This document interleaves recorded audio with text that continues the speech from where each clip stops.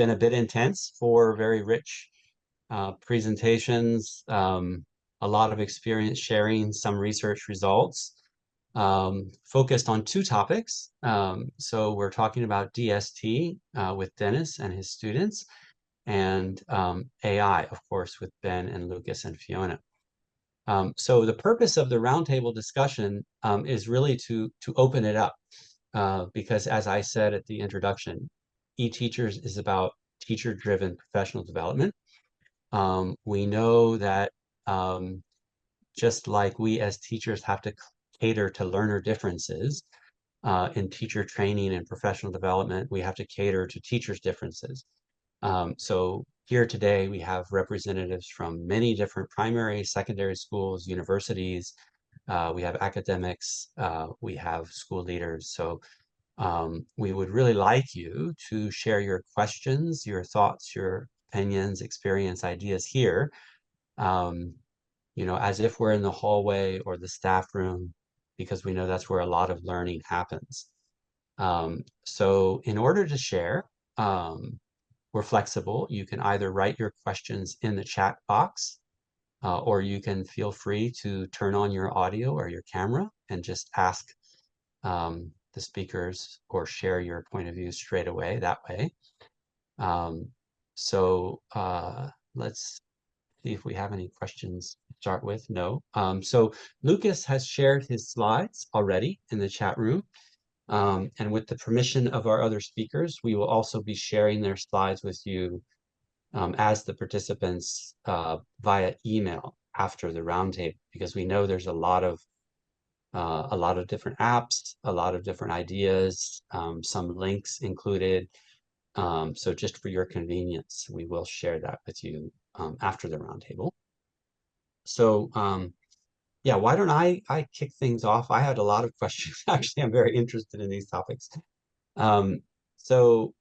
Dennis, maybe we could start the discussion with you. Now, digital storytelling, is a very rich platform. And I think one of the things that makes it accessible is a lot of its features mirror traditional reading books. So young or old, whatever age students, we deal with text, we deal with books. To me, one of the most powerful things about DST is, as you described it, it's maker-centered. So we suddenly bring a lot of the productive skills of students and using language into the process of reading books and creating books. So it's a very creative process, very language-centered process. Okay, but I like to be real. We're dealing with frontline teachers and their context. So there must be challenges. I mean, you were dealing with P1. We've used DST in all grade levels, but P1, can you talk a little bit more? I mean, we know there's good results, but there must be real challenges for both teachers and students in implementing some of these things. Can you address some of those? Yes, that's why when I was talking about the teaching implications, so we need to also consider about the readiness of the students and also the teachers. So whether they are familiar with the use of the platform. So basically, before we really get into the classroom with the use of Book Creator or other kinds of apps that we had to use in the ebook lessons, we taught the students how to use these platforms before. So we provided like 1 to 2 lessons of workshops for them to use. So if possible in the future, maybe we can also collaborate with the ICT teachers so that students can also learn these kind of apps when they are, in the ICT lessons, so as to, better equip them with the, to be, digital proficient in using these kind of tools. And also in the classroom management, so especially when we deal with like P1 students, whenever there are iPads and also, digital tools like Kahoot or different kinds of things, when it goes to digital, and they will be very excited. Just like, when we delivered the iPads to the students. So from the sharing from Kelly and also Christy, you can see that the students wrote the rule that, okay, do not play with iPads in the classroom, because when students got the tools, or iPads, tablets, and even though when it's just a QR code, it can also distract them, because they really eye-catching, and basically nowadays students are really digital native already. So we need to set up the rules for them. So perhaps whenever we are teaching, we need to ask the students to put away the iPads, or close it with the cover, so that they have to concentrate on the teachers.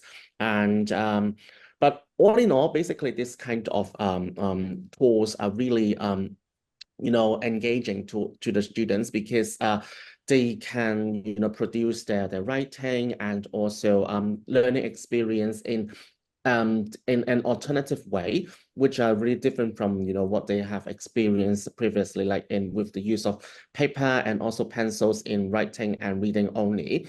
So this definitely can make a learning fun if if the teachers and also the students are really ready in using in the classroom. But I'm assuming that I'm very confident that many teachers and students are nowadays already ready with the use of emerging technologies in the classroom already.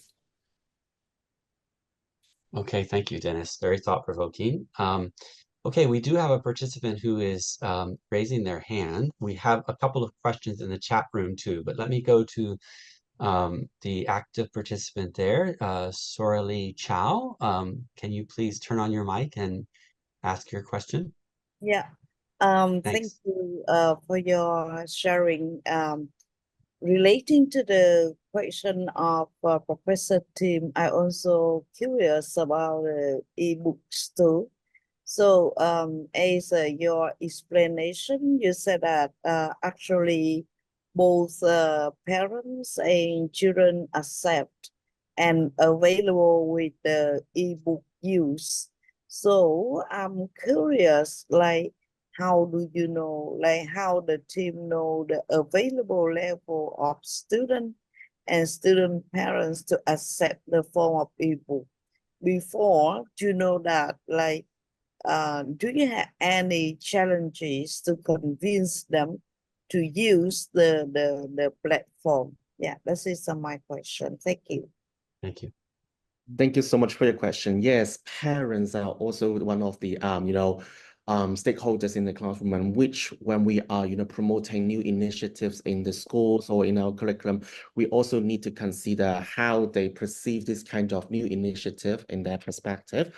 So most importantly, when we talk about how we can convince the parents, to be, allowing their kids to use iPads at home for reading ebooks and doing online activities. At the very beginning, it was really a hard work, because parents would just think that, okay, you're just playing with apps and also the games on iPad, and you're not really learning. So we did have to, like, for example, we provided like parents letter, so that they know what we are doing, especially in the project and with the use of the ebooks. And somehow we need to showcase what the students have learned with the use of those e-tools, especially on Book Creator, or what they have done in the classroom, so that the parents would know that, okay, their kids are really learning with the use of these kind of tools or platforms. And it's not just about playing games, but it's also a learning activity which we require them to complete. And gradually parents will get to know, okay, basically they know it. And we also need to educate the parents that, okay, how much time they have to allow their kids to work on this kind of homework, digital homework, for example, on the Book Creator or the online platforms. So we need to let them know, okay, when we ask the students to work on a digital writing task, normally they just need 10 to 15 minutes. And so we need to make it clear in the for example, on handbook or in the parents letter, so the parents would know, okay, how they can assist their kids in learning at home with the use of iPads and these kind of digital tools. So these are some practical ways that we used in the ebook project and also in my previous teaching experience. Thank you. Yeah, thank you very much, Dennis. Yeah, I think that May I ask a minor question only because I'm okay. really, yeah. So, I know your team is quite like successful in convince them, but the time we just convince them to follow, to accept with the platform like that, and there is time to impact to the implementation of the project. Yeah, so it takes time. So Yeah.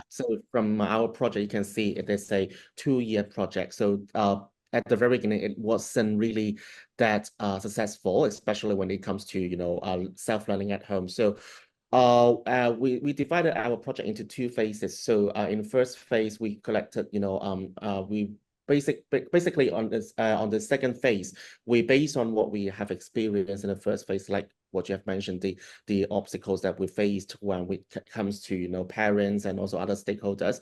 We need to refine, and also, for example, we have the parents letter and also some clearer guidelines for the teachers and also students to follow. So it takes time to create the atmosphere in the whole setting in the school for having new initiative. So but most importantly, we need to identify what kind of concerns from the parents or other stakeholders when we are having these kind of a new initiative. So when it comes to your situation, perhaps you can meet the parents, you can talk to them to see what kind of concerns they are.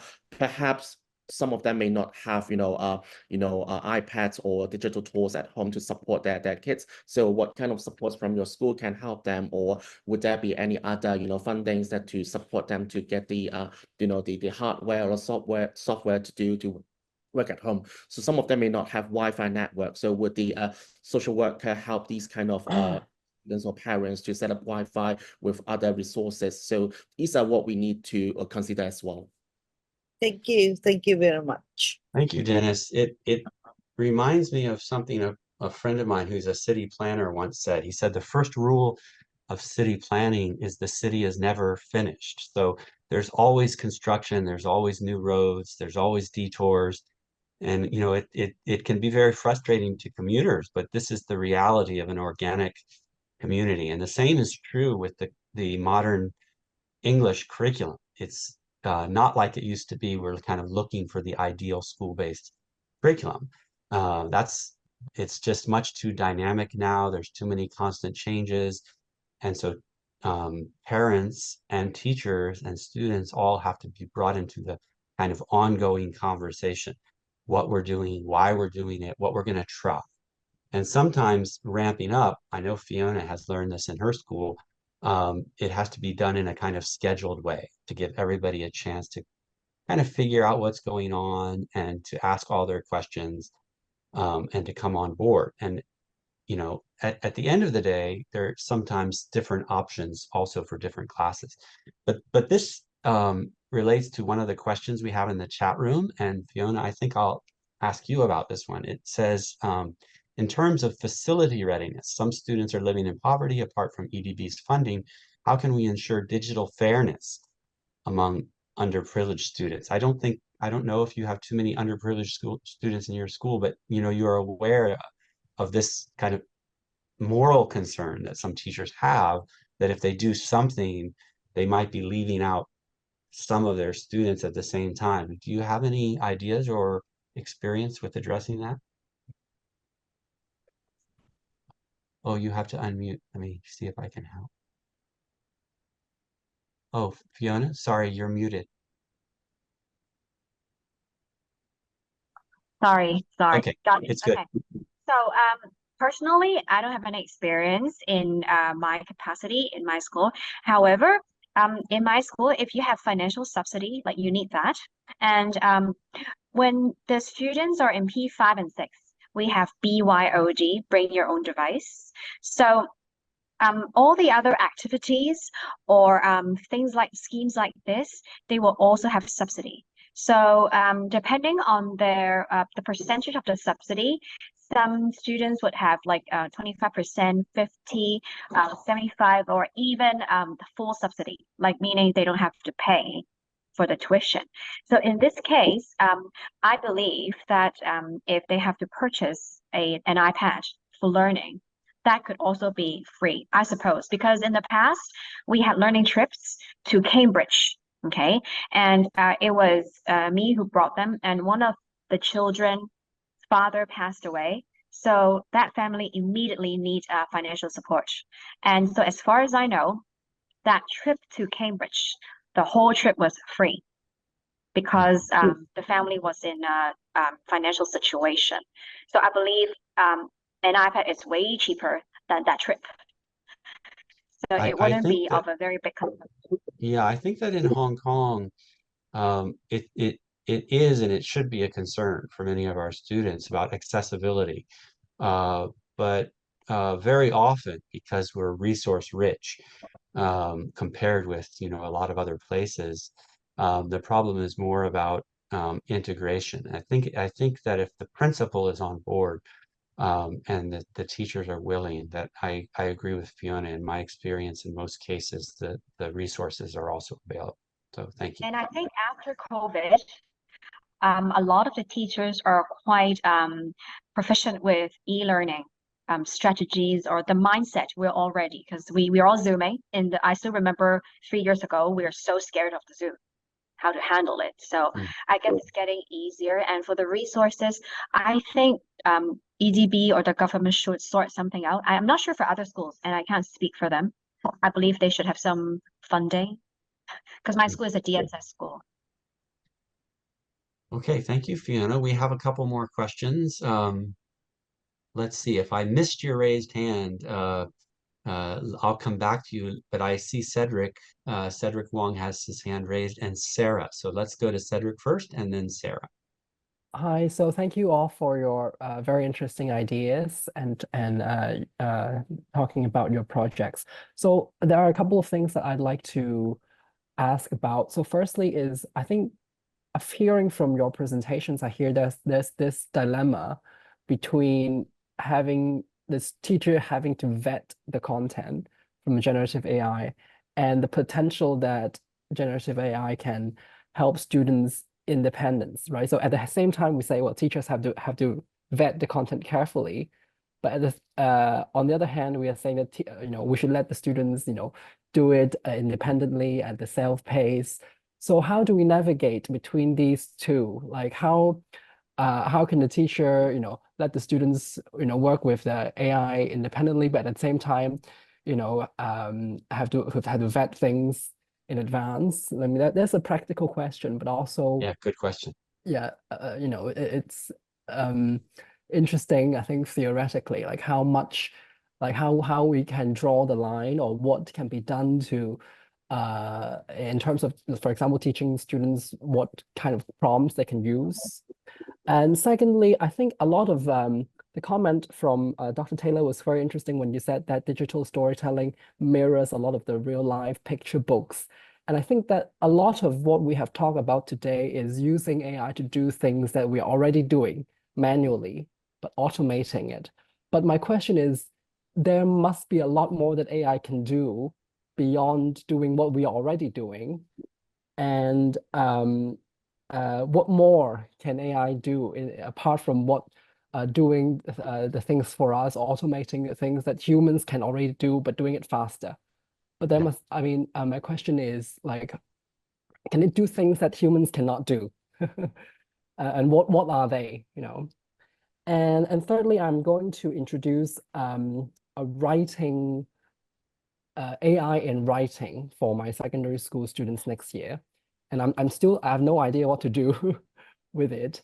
And do you have any thoughts or suggestions about introducing AI in writing in secondary schools? Like, how do we start? Like, we are going to start this program next year.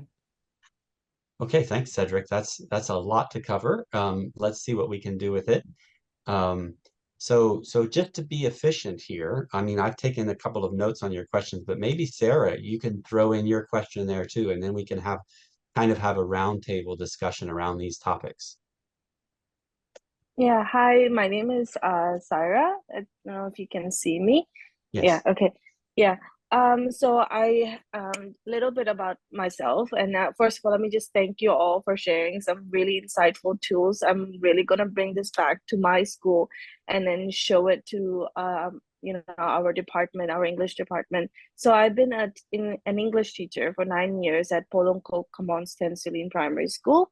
I have been trying to be a driven force in my department to include a lot of e-learning tools, and it feels like it's been working, but sometimes I feel like the momentum can get lost, or they're not as actively using or would like to pursue using all these. So how do you get the momentum keep like going on? They would love to, they sometimes I think they love the traditional way of things. They love the maybe starting everything by scratch and all that. So how do you keep the momentum going in your department? Or like Fiona, for example, how do you keep, I know there's like I might be a young teacher, but there are teachers who are older than me, and they don't like this force, this disruptive force. But I think it's again very it helps us with our time. It actually allows us to come up with different ideas, or it helps us gain different ideas from with AI.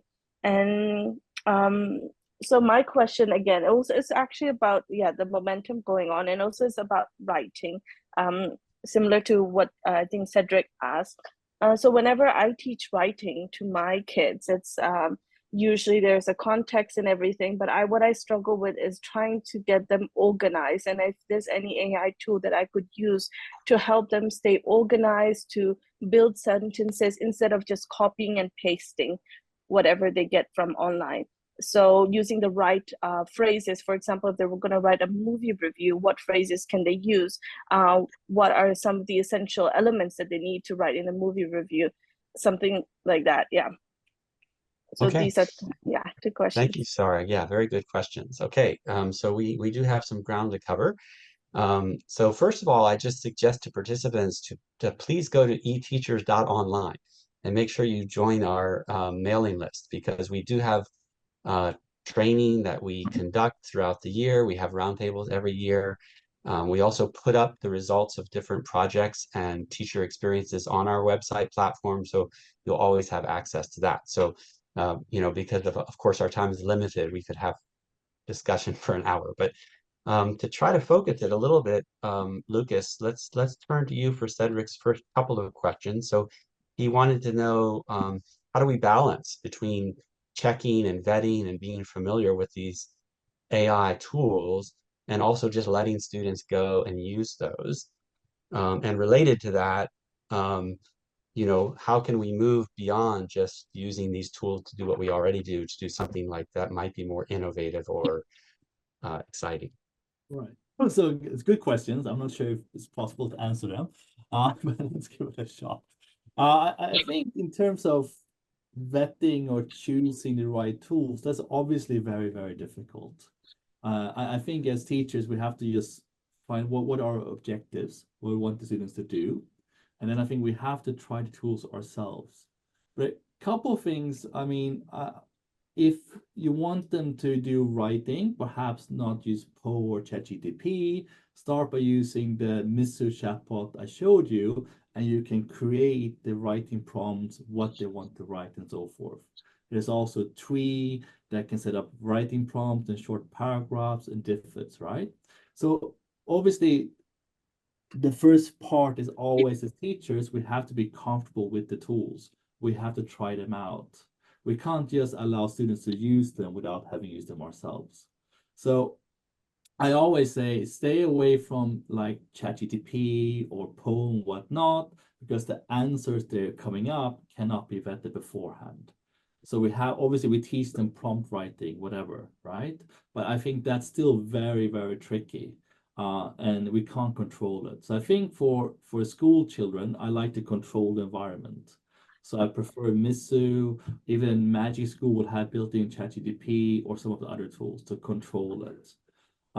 Because keep in mind, if you're using certain tools like those, most likely the student privacy is not protected, if that makes sense.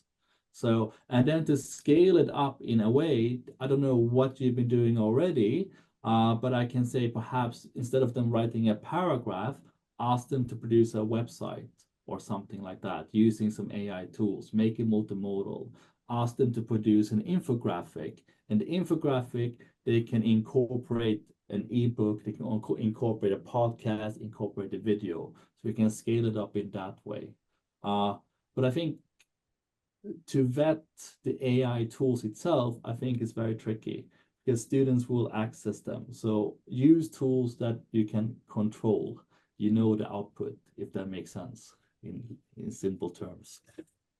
Thank you, Lucas. I would just quickly add to that that I think we can start with very focused objectives. Like, what are we trying to achieve? I've known a lot of good teachers, and it's very interesting how sometimes they absolutely disagree with each other. One of my mentors said that, he will watch a movie or a video that he shows his students like 5 or 6 times, taking notes, practically memorize it before sharing it with the students so that, he can consider all the potential questions and uses. Another really excellent teacher, also someone I consider a mentor, said that he believes the classroom experience is about learning how to think about multimedia. So he would either not watch it at all or watch it just once to make sure that it's appropriate for secondary students, and then actually experience interacting with that multimedia for the first time with the students. What questions do you ask?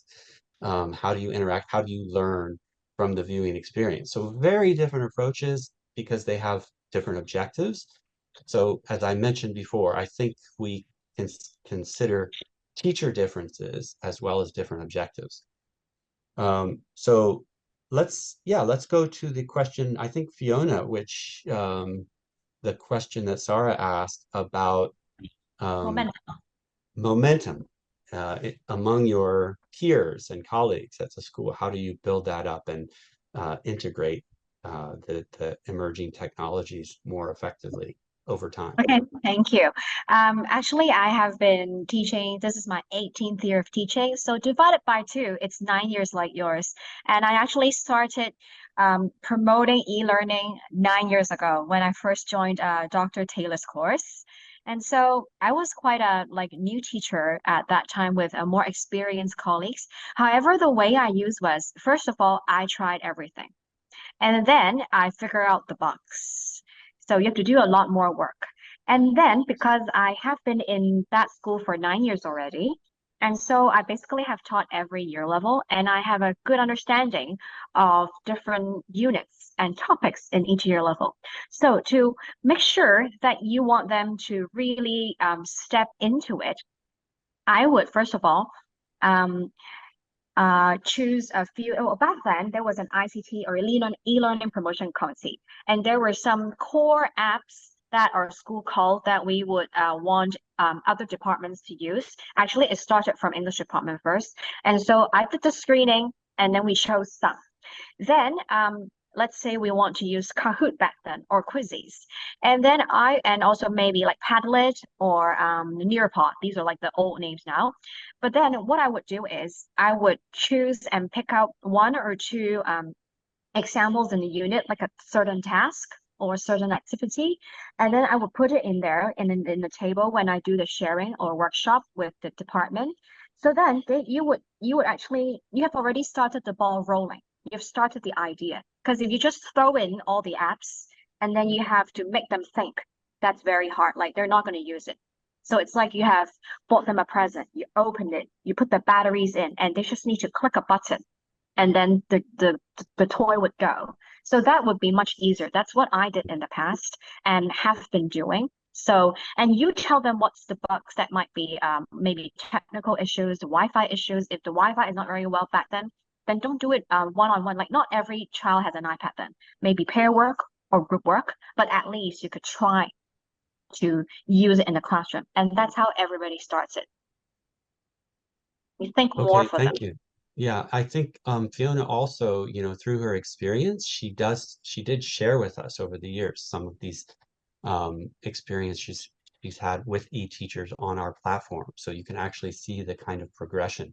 And I think one key takeaway that we learned from Fiona's experience is, as she said, there might be a small group of teachers who are willing to put in a little bit of extra time to vet and try and experiment, learn from trial and error, and then to funnel that experience to their colleagues who then feel a little more confident. And through this process, kind of wean out which one or two core apps that the school should adopt or the panel should adopt over time. So, very systematic, but also allowing for the flexibility and the natural process and discussion that has to happen among all the stakeholders. And there's also one thing, you should share how the students react and let them know they absolutely enjoy more than in the past. And I'm sure if you're a great teacher, a passionate teacher, you do want that atmosphere, engagement in the class. And if you could step a little bit further is I opened my classroom and let my colleagues come in and watch. So after they've seen it in action, then you could lure them in more. Thank you, Fiona. And let me thank all of our presenters and speakers, Lucas, Dennis, and Fiona and Ben. We'll try to get Ben here live next time. And to all of you who've joined us, I know you have a lot of experience you can share. I hope there's an opportunity to do that in the future.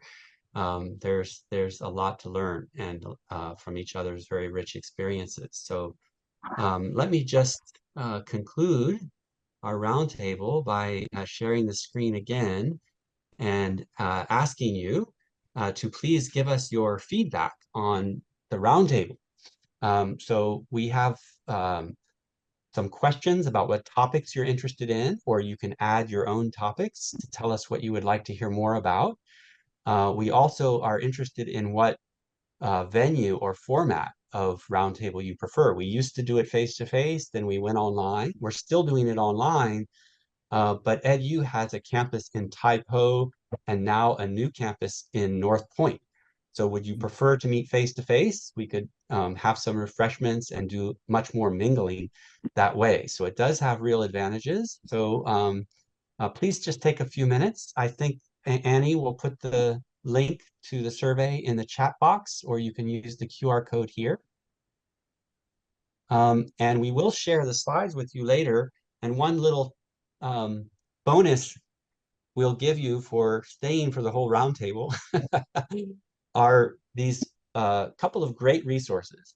So one is an introduction to digital storytelling, which I think will be very useful if you'd like to get started there. We can also refer you to Dennis's slides. Second is a report that was written by the Education Bureau in the United States, but it takes a very comprehensive approach to AI and the future of teaching and learning, a real teacher-centered approach with a real sensitivity to parents and students' needs and concerns. So I could highly recommend this report. It's a good way to kind of begin to wrap your head around the issues surrounding AI. And finally, the last one, two of our participants asked about writing. So writing, there's a lot we can do with AI and writing. I think the chat bot that Lucas mentioned are a good way to get started, but our own university president here has come up with a 6P pedagogical approach to integrating AI into students' writing. This is a modular approach. You don't have to use all the 6Ps. It's just some general recommendations that basically boil down to using AI as a teacher and student assistant as part of the process of writing, not really just substitute any of the thinking or actual learning the writing skills for the students. So I hope these resources are useful to you. And I hope that we can see you again in the future at future events. So thank you for coming, and thanks again to all of our speakers and participants.